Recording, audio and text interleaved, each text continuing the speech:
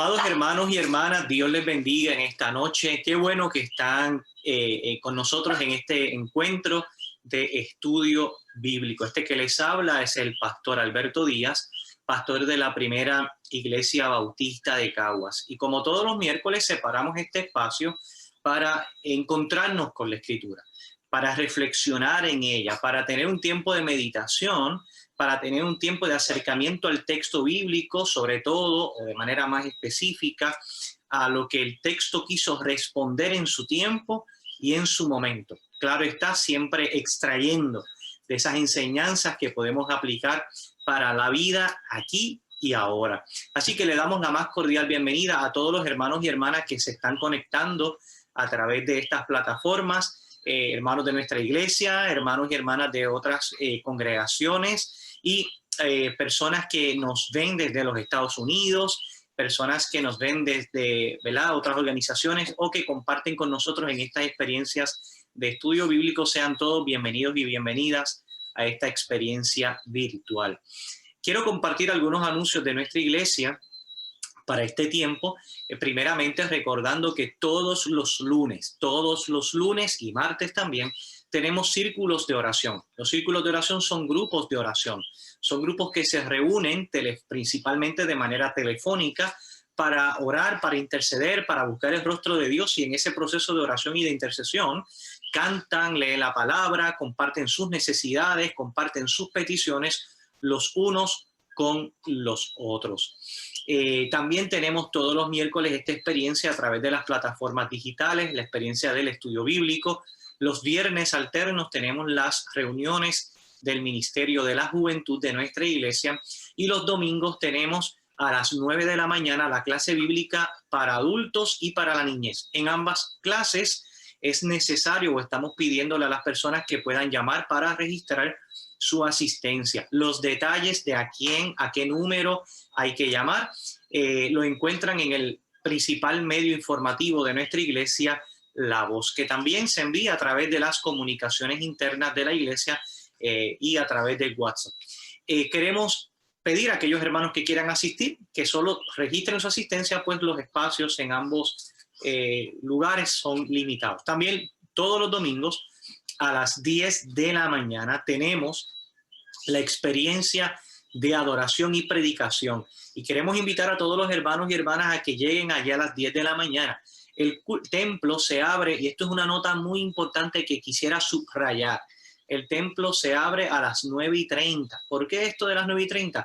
Queremos tener las precauciones, los cuidados necesarios con esto del COVID, hacer un acomodo responsable, adecuado entre cada uno de los núcleos familiares, tener el templo completamente listo, el equipo de trabajo listo para cuando los hermanos lleguen. Así que el templo se abre media hora antes de comenzar el culto. A las 9:30 ya estamos recibiendo personas en nuestro templo, y a las 10 en punto comienza la experiencia de adoración de la Primera Iglesia Bautista de Caguas, que es una experiencia desde el templo hasta cada uno de nuestros hogares, hasta nuestros centros de trabajo y aún más allá de nuestros mares en los Estados Unidos y otros países que nos ven. Así que qué bueno que nos podemos reunir. Ante todo, quiero hacer una nota pastoral, sobre todo con lo que ha estado sucediendo en nuestro país con la alta incidencia de casos de COVID-19. Y esta exhortación es a los fines de que cada uno de los hermanos, hermanas, cada uno de nosotros, somos ciudadanos todos, podamos ejercer la mayor prudencia, el mayor cuidado necesario en medio de este tiempo, para que podamos estar bien cada uno de nosotros, y para que nuestras familias, nuestros círculos cercanos y a la vez las personas que nos rodean, posiblemente compañeros de trabajo, de estudio, hermanos en la fe, vecinos, también puedan estar bien. Recuerde siempre tomar las medidas de precaución para evitar los posibles contagios. Queremos y tenemos que, como sociedad y sobre todo como cristianos y cristianas, hacer este mayor esfuerzo para que todos y todas podamos estar bien. Bien. Confío y espero que cada uno de ustedes tenga su Biblia a la mano para dar inicio a esta experiencia de meditación y de reflexión en base al texto bíblico. Y acá en esta noche van a escuchar de fondo, o están escuchando de fondo, a a la perrita de la casa, que de momento le da con ladrar. Generalmente, hermanos y hermanas, se porta mal, pero la queremos mucho. Ella forma parte de nuestra familia. Bien, si tienen su Biblia abierta, ábrala por favor en la carta a los Colosenses, capítulo 1. Ahí vamos a estar trabajando el texto bíblico de hoy. Y como hemos informado, los domingos desde el púlpito trabajaremos algunas porciones de la carta en el sermón y los miércoles a través del estudio bíblico. Pero mientras usted busca la carta a los Colosenses, capítulo 1, les invito también a una palabra de oración. ¿Qué les parece si cerramos nuestros ojos ahí donde estamos y oramos al Todopoderoso? Amado Dios y Señor de la vida, te damos las gracias por tu amor, por tu inmensa misericordia y gran bondad, por la oportunidad que nos das de congregarnos a través de este medio virtual, de este espacio de encuentro y de aprendizaje. Permite que el mismo sea de bendición para la vida de cada uno de mis hermanos y hermanas. Me pongo en tus manos para ser instrumento tuyo, para bendecir a cada uno de aquellos que están conectados en esta noche. Permite, oh Dios, que este estudio nos anime, nos fortalezca, afirme nuestra fe y nuestros pasos en esta jornada a la cual tú, Señor, nos has llamado. En Cristo Jesús. Amén. Amén. Permítame rápidamente compartir por aquí la pantalla, la presentación de hoy, para tenerla como guía en la experiencia de la noche. Y como les mencioné, vamos a estar considerando Colosenses capítulo 1, versículos 29 al 20. Colosenses capítulo 1, versículos 29 al 20. Y nos dice la palabra del Señor de la siguiente manera. Y a vosotros también, que eran en otro tiempo extranjeros y enemigos en vuestra mente, haciendo malas obras, ahora os ha reconciliado en su cuerpo de carne por medio de la muerte, para presentaros santos y sin mancha, irreprensible delante de él, si en verdad permanecéis fundados firmes y en la fe, y sin moveros de la esperanza del evangelio que habéis oído, el cual se predica en toda la creación que está debajo del cielo, del cual yo, Pablo, fui hecho ministro. Ahora me gozo en lo que padezco por vosotros y cumplo en mi carne lo que falta de las aflicciones de Cristo por su cuerpo, que es la iglesia, de la cual fui hecho ministro, según la administración de Dios que me fue dada para con vosotros, para que anuncie cumplidamente la palabra de Dios, el ministerio que había estado oculto desde los siglos y edades, pero que ahora ha sido manifestado a sus santos, a quienes Dios quiso dar a conocer las riquezas de la gloria de este misterio entre los gentiles, que es Cristo en vosotros, la esperanza de gloria, a quien anunciamos, amonestando a todo hombre y enseñando a todo hombre en sabiduría, a fin de presentar perfecto en Cristo Jesús a todo hombre, para lo cual también trabajo, luchando según la potencia de Él, la cual actúa poderosamente en mí. En los versos 21 al 23, el autor inicia una nueva sección en la cual destaca la reconciliación como un acto de amor divino. El pasado domingo consideramos la primera sección de la carta del verso 15 al verso 20. Estuvimos considerando parte de esa sección, perdón, del verso 3 al verso 20. Y ahora inicia una nueva sección en la carta y asimismo destaca cuál debe ser la respuesta desde la fe, en los versos 24 al 29, cuál debe ser la respuesta desde la fe del creyente que ha comprendido las implicaciones de la reconciliación. Así que son dos partes. Podemos dividir estos versos que acabamos de leer en dos partes. El primero, el que presenta la reconciliación como un acto de amor, y la segunda parte del verso 24 en adelante como esa respuesta del creyente, ¿verdad? La primera parte, el acto divino, y la segunda, la respuesta del creyente a la reconciliación. La reconciliación es uno de los aspectos específicos de la obra de redención. No les incluyo la definición etimológica ni muy teológica en esta ocasión, pero es uno de los aspectos específicos de la obra de redención. Y este pasaje afirma lo que Dios proveyó, la reconciliación que Dios proveyó para los seres humanos. A mí me parece que la mejor manera de entender la reconciliación podemos verla en la parábola del hijo pródigo. El hijo pródigo. Aquel hijo que teniéndolo todo, le dice a su padre, dame lo que me toca, dame mi herencia que me voy.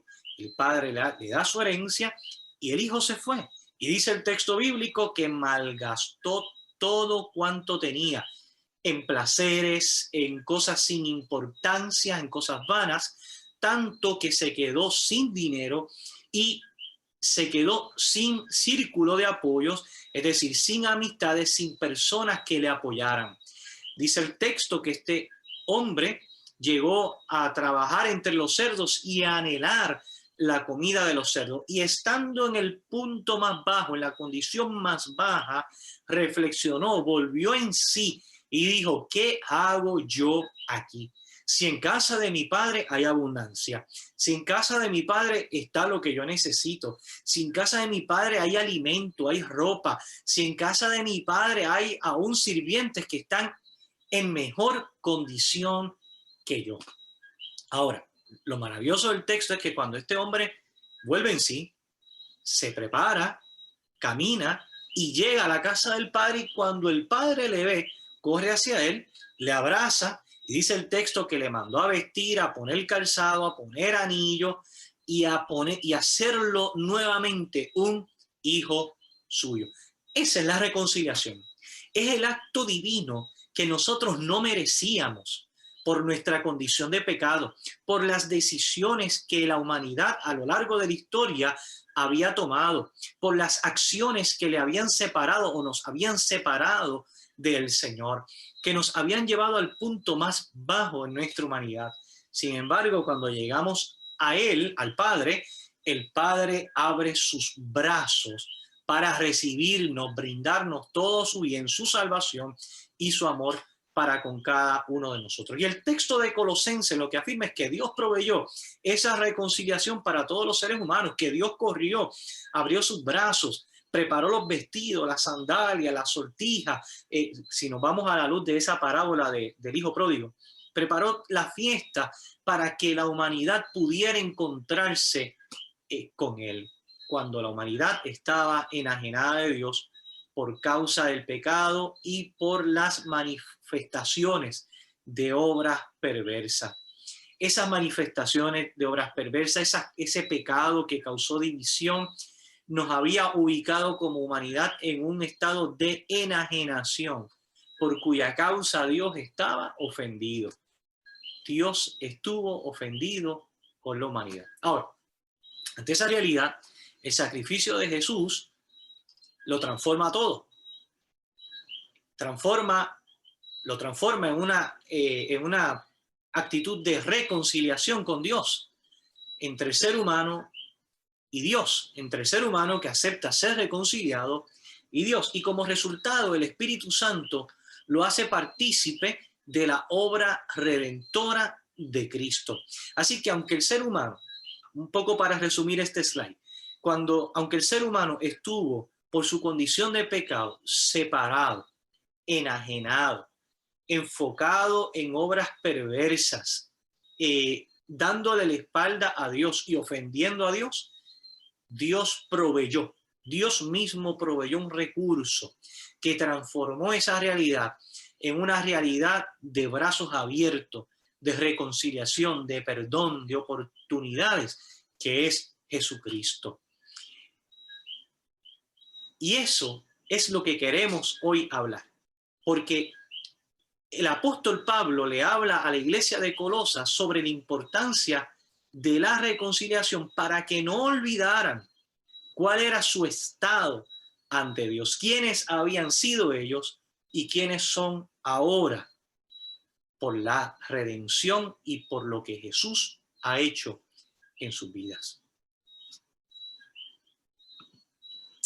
El verso 22 nos presenta el propósito de la obra reconciliadora de Dios para con la humanidad. Dice el texto que lo hace para presentarnos santo, sin mancha e irreprensible delante de él. Cuando hablamos de algo santo en el contexto de este pasaje, está hablando de algo que es limpio, de un ser humano que es limpio y que es separado para Dios. Sin mancha, nos habla de un ser humano sin defecto alguno. E irreprensible nos habla de algo o de una persona sin ninguna tacha. Así que nosotros pudiéramos decir, bueno, Dios en su plan de redención desea que todo el que se acerque a Él pueda experimentar lo que es la santidad, lo que es vivir sin defectos e irreprensible, sin tacha alguna. Y esto último nos presenta la imagen del sacrificio en el Antiguo Testamento. En el Antiguo Testamento podemos recordar, y por allá los libros del Pentateuco, específicamente el libro de Números, nos presenta varios escenarios en los cuales el pueblo llevaba sacrificio u ofrenda al templo o al tabernáculo. Y se buscaba que el animal que se fuera a sacrificar fuera un animal intachable. Cuando decimos intachable es que no tuviera defecto, que no estuviera enfermo, que no tuviera manchas, que fuera un animal a los ojos humanos, un animal perfecto, darle lo mejor al Señor, lo mejor al Señor. Ahora, la reconciliación en su cuerpo nos debe hacer recordar las ideas gnósticas que negaban la existencia física de Jesús. Fíjense que Jesús está diciendo, los voy a reconciliar, en el verso 22, dice, en su cuerpo de carne por medio de la muerte. Y Pablo, cuando habla, o el autor de Colosenses, cuando habla de ese cuerpo de carne, no lo hace sin pensarlo, o no lo hace por pura casualidad, no lo puso ahí por algo que se le pasó y no se dio cuenta, sino que de una manera pensada y analizada, le dice a la iglesia de Colosas, Cristo tuvo cuerpo de carne, porque hemos mencionado, y lo habíamos visto en el pasado estudio bíblico, y lo vimos en los pasados 2 sermones, que uno de los peligros de Colosas eran esos inicios del gnosticismo. Y yo siempre destaco los inicios del gnosticismo porque el gnosticismo cobra fuerza ya en el siglo II, cuando viene a cobrar fuerza. Pero esos primeros pininos de los pensamientos gnósticos, donde se negaba la existencia física de Jesús, donde se veía a Jesús como un ser puramente espiritual, comenzaban ya a infiltrarse en la vida de la iglesia. Ahora, es importante que podamos entender lo siguiente. Dice el texto, el verso 22, que el Señor, el propósito era reconciliar con Dios a la humanidad para hacerlos santos sin mancha e irreprensible. Ahora, ¿cómo podemos entender esa presentación de Dios, verdad? Donde Dios en su carne, por medio del cuerpo de carne, por medio de la muerte, para presentarlos santos y sin mancha, irreprensible delante de sí mismo. ¿Cómo entendemos eso? Acá esa santidad, es esa falta de mancha, ese ser irreprensible. Bueno, lo que el texto pudiéramos interpretar, o lo que el texto pudiera querernos decir es que en el presente es vivir una vida en santidad, que propicie en nosotros principios de vida. Usted dirá, pastor, ¿qué es eso de principios de vida? Pues mire, cuando lo vemos a la luz de los evangelios y a la luz de las cartas, ese encuentro santificador con Dios no solo purifica el interior, el alma, el pensamiento, esa metanoia, esa transformación interna, sino que lo que se da internamente se da externamente. Por lo tanto, si yo soy transformado de muerte a vida en mi interior, asimismo yo voy a propiciar en la vida de la sociedad, de la vida de mi familia, de mi matrimonio, de mi relación con los hijos, de donde quiera que yo esté, un proceso que genere vida en otros y en otras. Ahora, la segunda manera en la que podemos entender esto es de una manera escatológica, como algo que no ha ocurrido, porque ciertamente nosotros no somos perfectos, ¿verdad? Pudiéramos decirlo, tenemos defectos. Y muchos y muchas de nosotras podemos tener alguna tacha y a lo mejor luchamos con ciertos pecados, un poco como decía el apóstol Pablo, a veces lo que quiero hacer no lo hago y lo que no quiero hacer termino haciéndolo. Sin embargo, me parece que Pablo, una de las cosas que nos deja saber aquí es, o quiere transmitir aquí, es un pensamiento escatológico, algo que a lo mejor no ha ocurrido, pero que ciertamente ocurrirá. Y así lo hicieron los apóstoles. Los apóstoles miraron hacia el futuro con gozo. Los apóstoles que fueron todos martirizados, que entregaron su vida por causa de Jesús. Y de la misma manera, usted sabe que lo hace el Señor con cada uno de nosotros. Nosotros todavía no somos perfectos, todavía no somos personas libres de manchas alguna o de tacha alguna, pero aún así el Señor nos está viendo desde ya como seres, como creyentes, como hijos e hijas suyas, que podemos ser santos, irreprensibles y sin tacha en su presencia.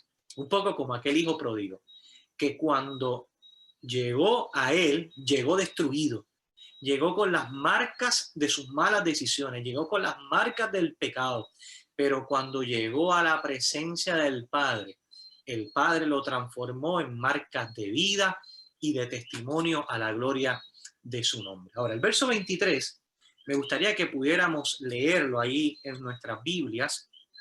Dice, si en verdad permanecéis fundamentados y firmes en la fe y sin moverlos de la esperanza del evangelio que habéis oído, el cual se predica en toda la creación que está debajo del cielo, del cual yo, Pablo, fui hecho ministro. El verso 23 habla acerca de ese cuidado divino, que es un cuidado de Dios hacia la humanidad. Ahora, este cuidado no es un cuidado que también implica un esfuerzo personal que cada uno de nosotros tenemos que realizar. Según el texto, es continuar en la fe, cimentados en la fe, es permanecer firmes. Un poco como a veces cantamos en la iglesia, firmes y adelante, porque somos llamados y llamadas a permanecer firmes. Así que ciertamente el apóstol Pablo está dejando muy claro a la iglesia que el cuidado divino, que la salvación es por gracia, pero hay una responsabilidad personal. Hay algo que no podemos olvidar, que te toca a ti y que me toca a mí, y es continuar, es marchar, es avanzar en la misión que Dios nos ha dado. La gracia de Dios no anula la responsabilidad y el compromiso que el ser humano tiene en su caminar de fe. Usted y yo somos salvos por gracia, no por nada que podamos hacer para ser salvos.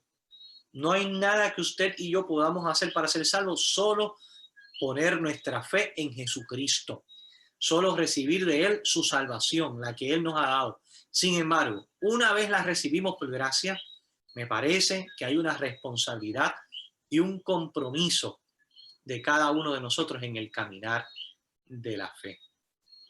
Uno de los autores que utilizo, ¿verdad? Entre los varios autores que utilizamos siempre para la lectura de los sermones y de los estudios bíblicos, expresó algo que me gustaría citarlo. Y él expresa que la perseverancia prueba el carácter genuino de la fe. A mí me fascinó esa frase, se los tengo que confesar. La perseverancia prueba el carácter genuino de la fe. Una fe que es continua y que es perseverante. Una fe que usted podrá decir que tiene altas y tiene bajas, sí, pero no tiene detente. Una fe que camina, ya sea a pasos agigantados o al paso de los niños, pero continúa y permanece firme sin que nada ni nadie le desvíe en su caminar. Solo siempre con su norte, pues su mirada puesta en su norte, que es Jesucristo. Así que debemos concluir diciendo que la fe no anula la responsabilidad humana. Concluir en este verso 23. No anula la responsabilidad humana. Hermano y hermana, usted que ha recibido a Jesús como su Señor y Salvador y que ha sido salvo por gracia, y usted afirma que ha sido salvo por gracia, ¿verdad? Por el poder salvador de Jesucristo, sepa que hay una responsabilidad que le toca a usted, que me toca a mí, de caminar y de hacer reino de Dios en medio de este tiempo. Ahí mismo en el verso 23, el autor incluye una cláusula en el texto. No sois movidos de la esperanza. Fíjense que lo que el apóstol Pablo está queriendo decir es que esa salvación, eso que tú has recibido de Dios, esa esperanza de gloria va a estar en ti en la medida que tú permanezcas perseverante, que seas perseverante, que cumplas tu responsabilidad humana, tu responsabilidad como creyente, ¿verdad? Que no sois movidos de la esperanza, porque ese era uno de los peligros que la iglesia estaba enfrentando, el ser movida de la esperanza que había recibido. ¿Y a dónde podía ser movida? Podía ser movida a cualquiera de las direcciones que le influenciaban, al gnosticismo, al judaísmo, a las religiones greco-romanas, a cualesquiera de esos caminos que estaban abiertos para ellos. Pero Pablo le dice, manténganse firmes en la esperanza que les fue compartida. Y esa esperanza que según el autor les llegó al escuchar el evangelio. Esta esperanza no era un discurso más, porque otros discursos tenían discursos también, ¿verdad? Palabras esperanzadoras, pero el evangelio tenía una esperanza transformadora, que transformaba en el presente y que afectaba para la eternidad. Esperanza que llevó al autor a ser ministro. Y cuando hablamos de ministro, hablamos de diáconos o de diaconos, es decir, un servidor. Pablo está diciendo, yo cuando escuché el mensaje de Jesucristo, recibí esa esperanza de gloria, y esa esperanza de gloria me hizo ser un servidor de Dios al mundo. Esa esperanza les haría a la iglesia ser servidores del reino en el mundo. Fíjense que la esperanza no es ajena de la realidad. La gracia y la acción salvadora de Jesús no debe enajenar al creyente de la realidad que les rodea. Y lo hemos mencionado en muchos otros estudios bíblicos, no es vivir en una burbujita de cristal donde tenemos nuestro pequeño mundo, nuestro pequeño reino. De ninguna manera, me parece que Jesús de ninguna manera quiso transmitir eso, ni tampoco el apóstol Pablo. Cuando hemos tenido un encuentro y hemos recibido la palabra de fe, de esperanza, esas buenas noticias del Evangelio de Jesucristo, y hemos recibido esa salvación que es por gracia, y esa esperanza se ha hecho parte de nuestra vida, entonces como consecuencia o como resultado, nos hacemos servidores del reino en el mundo. Fíjense que los evangelios testifican que la mayoría de las personas que se encontraban con Jesús, de alguna forma u otra, testificaban y dejaban saber acerca de su encuentro con el Señor. La iglesia de Colosas corría un peligro, como les mencioné, y era abandonar esa esperanza y volver a aquel estado sin esperanza. El verso 24 nos dice, ahora me gozo en lo que padezco por vosotros y cumplo en mi carne lo que falta de las aflicciones de Cristo por su cuerpo, que es la iglesia. Este verso hace referencia a los sufrimientos y penalidades que el autor atravesaba al momento de escribir la carta y en su ministerio. Pablo, que había sido azotado, que había sufrido cárcel, que había sufrido naufragio, que había sido vituperado también. Así que Pablo dice, yo también he sufrido por la iglesia, por el evangelio. Y el autor medita en los sufrimientos que Jesús soportó. Yo creo que de vez en cuando debemos de hacer eso, porque a veces, y pienso, ¿verdad?, que a veces nos vemos muy tentados a que cualquier situación que podamos enfrentar nos desvíe del camino, nos saque del propósito de Dios, nos haga desviarnos de esa esperanza o nos haga apartarnos un poco de la familia, de la fe a la que Dios nos ha dado. Hay que meditar un poco más en lo que Jesús soportó para así nosotros también con fortaleza soportar las aflicciones que el evangelio conlleva. Ahora se ve a sí mismo Pablo como uno que añade a esas adversidades acompañado de otros creyentes. Fíjense que Pablo no dice, Cristo sufrió y yo sufro y yo soy el único que sufro y Cristo. No, no, no. Pablo dice, Cristo es ejemplo de sufrimiento. Jesús es ejemplo de ese sufrimiento. Y cuando dice sufrimiento, es esa entrega que va a costar en la vida, que a Jesús le costó la muerte, que a Pablo le costó muchas cosas en su ministerio y que a otros creyentes le costaron y que a nosotros también nos costará también en este caminar de fe. Así que Pablo tampoco se veía como un ser exclusivo, donde su sufrimiento era el único. Pablo tenía los pies en la tierra y me parece que nosotros debemos de ver un poco más ese ejemplo, testimonio y vida de Pablo con los pies en la tierra, de manera que cuando nosotros suframos por causa del Evangelio o de la obra de Jesucristo, nosotros sepamos también que no somos los únicos, que hay otros y otras que también están en el proceso de sufrir las aflicciones, padecer las aflicciones que faltan por el cuerpo de Cristo, que es la iglesia. Y de esta manera Pablo transmitía gran confianza en los sufrimientos por causa de Jesús, con la conciencia de que la iglesia será confirmada en la fe gracias a la paciencia en medio de los padecimientos. Fíjense que Pablo no le estaba diciendo, cuando venga el sufrimiento, se quitan, cuando venga el sufrimiento, huyen, cuando venga el sufrimiento, desvíense en el camino y busquen evadirlo. Lo que estaba diciéndole Pablo es que cuando venga el sufrimiento tengan confianza y tengan la conciencia de que muchas veces esos padecimientos son por causa de la fe. Pero cuando eso suceda, bienaventurados son. Cuando por mi causa, decía Jesús, vituperen, os persigan y digan toda clase de males contra ustedes, mintiendo. Ahora, el texto 24 dice que es por vosotros. El autor busca identificarse con una iglesia que no conoce. Y esto es importante, porque Pablo tenía relación con casi todas de sus iglesias, o prácticamente con todas, pero la iglesia de Colosas nos deja ver algo particular, que lo hablamos en el primer estudio bíblico. Pablo no conocía suficientemente a Colosas, la conocía por referencia. Así que Pablo le dice, yo he sufrido, y no solo sufrí por la iglesia de Filipo, o por la iglesia de Tesalónica, o por la iglesia de Éfeso, sino que también sufro por la iglesia de Colosas, por cada uno de ustedes como creyentes en Jesucristo.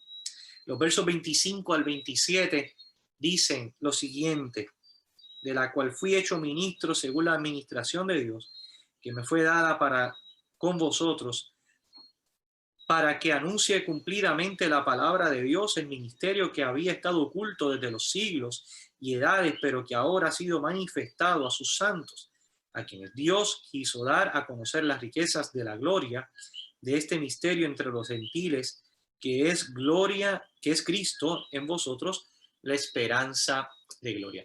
Ahora, el texto dice, según la administración de Dios. Y esto nos presenta la imagen de un oficio divino, como motivando a los colosenses a esforzarse en aquello para lo cual fueron llamados. Pablo no era el único llamado, sino que Pablo les recordaba a ellos, ustedes también fueron llamados. Hay una administración que hay que cumplir de manera responsable y cabal. Hay un llamamiento que Dios les hizo a ustedes, iglesia. Y me parece que esto lo podemos aplicar de manera clara también en nuestro tiempo. El llamado en nuestro tiempo no es solo para este servidor como pastor, o para la pastora asociada, o para los diáconos de la iglesia, o para los miembros del consejo directivo. El llamado es para la iglesia de Jesucristo. Y como gente llamada que somos, debemos esforzarnos en aquello para lo cual fuimos llamados. Y el verso 26 nos dice el ministerio que había estado oculto. Les recuerda a la iglesia que hay cosas que solo Dios puede revelar. A mí me encantó cuando leí esto, y aunque lo que pongo es muy resumido, porque pensé que a veces los seres humanos podemos llegar a creer, engañarnos a nosotros mismos, creyendo que tenemos todos en nuestras manos, que tenemos todo bajo control, o que podemos controlar aquello que deseamos. Sin embargo, la misma palabra les recordaba a Colosenses, y lo hace a nosotros también, que hay cosas que solo Dios puede revelar. Y esto es interesante, porque en la tradición paulina, un misterio es una verdad que hubiera permanecido oculta a no haber sido por la revelación, por un acto de revelación, un acto que conforme a la voluntad de Dios fue mostrado, fue descubierto, fue destapado y fue hecho visible para la humanidad. Ahora, en el verso 27 da respuesta a cuál fue esa revelación. Por eso es importante que leamos el texto detenidamente. ¿Qué fue lo que Dios reveló? Pues mire, Dios reveló a Cristo y a su salvación. Aquel ministerio que había estado oculto, del cual el apóstol Pablo ya había hablado, que era la imagen de Dios, que era Dios mismo, que era Dios en la creación, que era Dios en el principio de los tiempos. Aquello que había estado oculto, Dios mismo lo revela para que la humanidad lo pueda ver, se haga visible, lo puedan escuchar, lo puedan palpar y sobre todo lo puedan sentir a través de la salvación. Los últimos versos de esta narrativa, de esta sección, nos dicen lo siguiente: a quien anunciamos, refiriéndose a Cristo, a quien anunciamos, amonestando a todo hombre y enseñando a todo hombre que en toda sabiduría, a fin de presentar perfecto en Cristo Jesús a todo hombre, para lo cual también trabajó luchando según la potencia de él, la cual actúa poderosamente en mí. El autor señala que ha estado ejerciendo una encomienda divina, un llamamiento, y lo había hecho aún en cadenas, lo había hecho aún en naufragio, lo había hecho en persona y por carta, lo había hecho por envío también. Así que en medio de los diversos escenarios, Pablo estaba ejerciendo esa encomienda divina que Dios le había dado. De esta manera motivaba al liderato de la iglesia a trabajar. Fíjense que Pablo en estos versos dice que estaba enseñando y amonestando. En otras palabras, le decía a la iglesia, y cuando digo la iglesia no es solo la de Colosas, sino esa iglesia del Asia Menor y todo aquel liderato pastoral y eclesial, les exhortaba a trabajar, a prevenir, a estimular y animar. ¿Prevenir qué? Las herejías, prevenir el que la iglesia fuera desviada, estimular en el caminar de la fe, animar en medio de los conflictos y en medio de los momentos en los cuales la iglesia podía sentirse desanimada, triste. Esa era la función del liderato de la iglesia. Sin embargo, también motivaba al liderato de la iglesia a rogar a los seres humanos a reconciliarse con Dios. Y eso lo vemos un poco más claramente en la carta de Corintios. Oportunamente lo veremos en algún momento dado. Le decía, reconcílense con Dios. Ese era el llamamiento de la iglesia. Ese era el ministerio de la iglesia, el ministerio de la reconciliación. Recordarle a la gente que había un Padre, en este caso Dios, que había abierto sus brazos para recibir a la humanidad sin importar la condición en la que llegaran. Dios les iba a dignificar, les iba a transformar, iba a hacer fiesta y les llamaría sus hijos y sus hijas. En su liderato pastoral, Pablo ha enfrentado, fíjense todos los escenarios, y aquí incluyo solo algunos: el fanatismo de los tesalonicenses, las disputas, los líos, los escándalos morales de los corintios. Esa carta a los corintios es interesantísima. Y los peligros y las herejías, los peligros de herejías de la iglesia, no de Tesalónica, perdónenme, es de la iglesia de Colosas. Eso último ahí es la iglesia, la herejía, el peligro de las herejías de los colosenses. Así que Pablo, en medio de todos esos escenarios, hizo frente a ellos, educó, procuró amonestar, procuró estimular, prevenir y animar a la iglesia de Jesucristo a seguir el camino correcto, que es Jesús, a no abandonar la esperanza que le había sido dada y a cumplir con su responsabilidad cristiana en medio de esa misión. La motivación no era una abstracta, sino una que se evidenciaba en el poder transformador del Espíritu de Dios en otros y en su vida misma poderosamente. Eso era lo que le motivaba, que el poder de Dios se manifestaría en la vida de otros, pero también él ejercía su ministerio, esa encomienda divina, por el poder de Dios que se manifestaba en él de manera poderosa.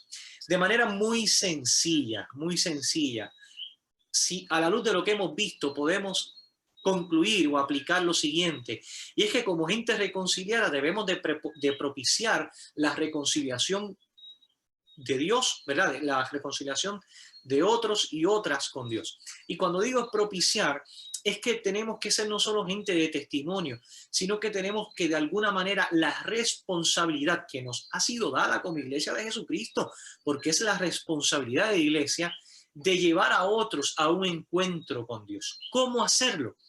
Eso podemos hablarlo de manera más detenida, pero tenemos la responsabilidad de que a través de nuestra vida misma, de nuestras acciones de vida, de nuestra solidaridad, de nuestro amor, la gente vea a Dios en nosotros. Y esto es importante, y porque con mucho respeto lo digo, la gente no ve a Dios en un culto. Y como esto no significa que Dios no se manifieste en un culto. Dios se manifiesta y se ha manifestado y se manifestará en las reuniones de la iglesia de Jesucristo. Sin embargo, Dios se manifiesta de manera cercana y personal cuando un hijo de Dios se acerca a un ser humano que vive en desesperanza y les recuerda que hay un Dios que le ama y hay un Dios que le puede brindar una esperanza de gloria, que es Jesucristo. Por lo tanto, vivamos una reconciliación que se evidencie en una vida dedicada al reino de Jesucristo, en una vida en santidad. Y cuando hablamos de esa santidad, no es la santidad que a veces se predicaba, que era de quítate esto y ponte esto. No, no, no. Es la santidad que transforma la vida y que se manifiesta para transformación de otros y de otras también. Seamos servidores del reino de Dios en el mundo. No nos veamos como gente exclusiva. Dios nos libre de eso. No nos veamos como gente exclusiva. Tampoco nos aislemos en medio de nuestra responsabilidad. Seamos servidores de Dios, del reino de Dios en el mundo. Este es nuestro campo de misión. Este es el lugar al cual Dios nos llamó. Jesús nos dijo, ustedes no son de este mundo, pero están en este mundo. Este fue el campo de misión al cual Dios nos ha llamado. Y finalmente, sirvamos con confianza, descansando en la voluntad divina y en el poder transformador del Espíritu de Dios en nuestras vidas y en la vida de otros y otras. Ya para concluir, ante un mundo en conflictos, tensiones y divisiones, seamos instrumentos de reconciliación, comprometidos y comprometidas en compartir con otros y otras la verdad de Dios revelada al mundo. Este es Jesús. Esa es la verdad que tenemos que compartir. Aquel que dijo, cuando habló de sí mismo, yo soy el camino, yo soy la verdad y yo soy la vida. Transmitamos la verdad de Dios, la vida de Dios, el camino de Dios, que es Jesucristo, a través de todo lo que somos, de todo lo que hacemos, guardando la esperanza que nos ha sido dada, manteniéndonos firmes en ella, pero también sabiendo que hay una responsabilidad que está sobre sus hombros y los míos, de compartir esa esperanza también con otros y con otras. Que el Señor nos ayude en esa tarea, en esa encomienda divina a cada uno de nosotros y de nosotras. Queremos orar, queremos presentarnos en oración y queremos terminar una vez más repitiendo algunos de los anuncios que tenemos para estas próximas semanas, recordándole a los hermanos y hermanas que todos los lunes los círculos de oración se reúnen. Para más información, por favor, puede acercarse a nuestro boletín informativo La Voz. Allí están todos los detalles. Los miércoles, a través de las plataformas digitales, este estudio bíblico. Los viernes alternos, la reunión de los jóvenes de la iglesia. Y los domingos a las 9 de la mañana, la experiencia de escuela bíblica, tanto de niños como adultos, con registro previo. Y a las 10 de la mañana, el culto de adoración. Recordemos que el templo se abre a las 9:30. Es muy importante que sepamos que el templo se está abriendo a las 9:30. También les recordamos que los estudios bíblicos, los sermones, usted los puede ver a través de estos medios digitales de Facebook, de YouTube, ¿verdad? Y de los otros medios que también hemos compartido, y el programa radial. Por el momento me confundí, pero el programa radial de nuestra iglesia que se transmite todos los domingos de 7 a 8 de la mañana a través de Radio Tiempo. Un programa, ¿verdad? Diferido, así que queremos invitar a todos los hermanos y hermanas que puedan participar, ¿verdad? O que quieran compartir la programación de la iglesia, que lo puedan, que le den alternativa a la gente. Estamos presenciales, estamos virtuales, estamos por radio, estamos por audio iglesia, por todos los medios que están a nuestro alcance. En este momento estamos compartiendo la palabra y la enseñanza de la palabra del Señor. Queremos orar. Para terminar, incluimos en nuestra oración siempre la iglesia, nuestros ministerios, en particular el colegio, Corma, todos los ministerios de trabajo de la iglesia, todos los comités de trabajo, consejo, diaconado, cuerpo pastoral y demás, confiando en que el Señor continúa sosteniendo la iglesia. En medio de tiempos difíciles podemos ver la gloria del Señor. Les invito a orar por esto. Amado Dios y Señor de la vida, gracias por este espacio de aprendizaje, de reflexión, de diálogo, de encuentro los unos con los otros. Gracias, Señor, porque podemos reunirnos para aprender de tu palabra, para reflexionar y meditar en ella. Te pedimos, Señor, que de manera especial esta palabra quede sellada en nuestro corazón, recordándonos que la reconciliación que tú has efectuado de cada uno de nosotros contigo ha sido por gracia, Señor, pero que hay una responsabilidad que cada uno de nosotros tenemos que llevar a cabo. Es mantenernos firmes y es ser instrumentos, Señor, fieles en cumplir esa encomienda divina que tú nos has dado. Bendice a cada uno de mis hermanos y hermanas de manera especial. Mira sus necesidades, mira sus peticiones, trae respuesta a cada uno de ellos. Gracias, Señor, en el nombre de Jesús. Amén. Amén. Una vez más, damos gracias a todos aquellos que han permanecido conectados y conectadas con la primera iglesia bautista de Caguas en esta noche. Dios les bendiga, Dios les guarde. Un abrazo para todos y todas.